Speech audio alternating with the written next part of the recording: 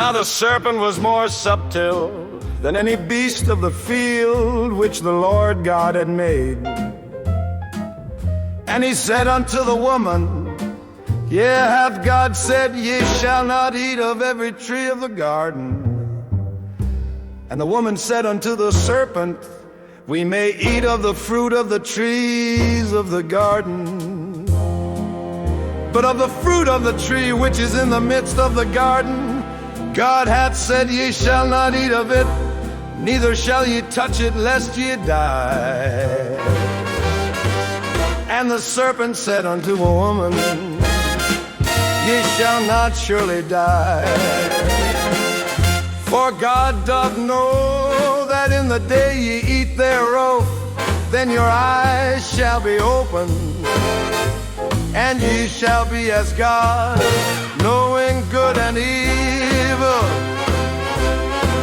And when the woman saw that the tree was good for food, and that it was pleasant to the eyes, and a tree to be desired to make one wise, she took of the fruit thereof and did eat, and gave also unto her husband with her, and he did eat. And the eyes of them both were opened, and they knew that they were naked. And they sewed fig leaves together and made themselves aprons. And they heard the voice of the Lord God walking in the garden in the cool of the day. And Adam and his wife hid themselves from the presence of the Lord God amongst the trees of the garden. And the Lord God called unto Adam and said unto him, Where art thou? And he said, I heard thy voice in the garden, and I was afraid because I was naked, and I hid myself. And he said, Who told thee that thou wast naked? Hast thou eaten of the tree whereof I commanded that thou shouldest not eat? And the man said, The woman whom thou gavest to be with me, she gave me of the tree, and I did eat. And the Lord God said unto the woman, What is this that thou hast done?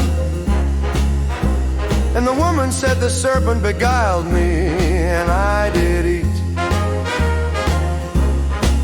And the Lord God said unto the serpent, Because thou hast done this, thou art cursed above all cattle, and above every beast of the field. Upon thy belly shalt thou go, and dust shalt thou eat all the days of thy life. And I will put enmity between thee and the woman, and between thy seed and her seed. It shall bruise thy head, and thou shalt bruise his heel.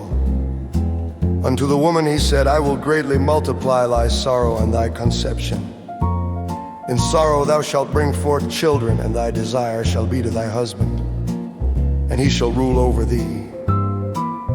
And unto Adam he said, Because thou hast hearkened unto the voice of thy wife, and hast eaten of the tree of which I commanded thee, saying, Thou shalt not eat of it, cursed is the ground for thy sake. In sorrow shalt thou eat of it all the days of thy life. Thorns also and thistles shall it bring forth to thee, and thou shalt eat the herb of the field. In the sweat of thy face shalt thou eat bread, till thou return unto the ground, for out of it wast thou taken. For dust thou art, and unto dust shalt thou return. And Adam called his wife's name Eve, because she was the mother of all living. Unto Adam also and to his wife did the Lord God make coats of skins and clothe them.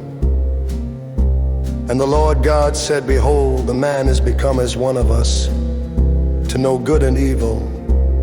And now, lest he put forth his hand and take also of the tree of life, and eat, and live forever. Therefore the Lord God sent him forth from the Garden of Eden to till the ground from whence he was taken. So he drove out the man, and he placed at the east of the Garden of Eden cherubims and a flaming sword which turned every way to keep the way of the tree of life.